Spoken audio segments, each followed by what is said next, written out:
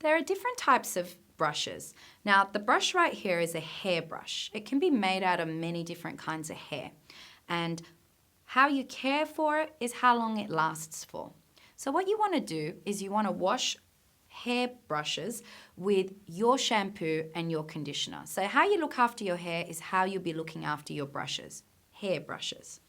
Now, when you wash them, just get rid of the water and then you just pop them into your toothbrush case, just standing up straight. So make sure you are drying it straight. It usually takes about 24 hours, so do it at night, leave it up and let it dry. Please don't use a hairdryer on your brushes. Just like how hairdryers can give us split ends and kill off the ends of our hair, it can also do the same with your brush hairs.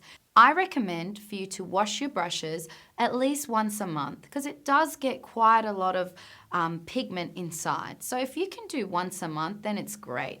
I personally wash my brushes, my personal brushes, at least once a week.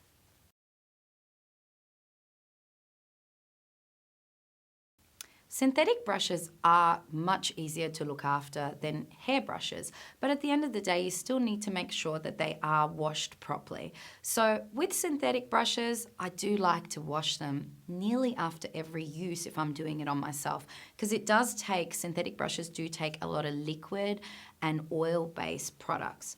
When you're washing it, just with your hand soap. Now you can use soap, you can use liquid, you can use some kind of a gel-based, just as long as it can get all the bacteria out of your brush.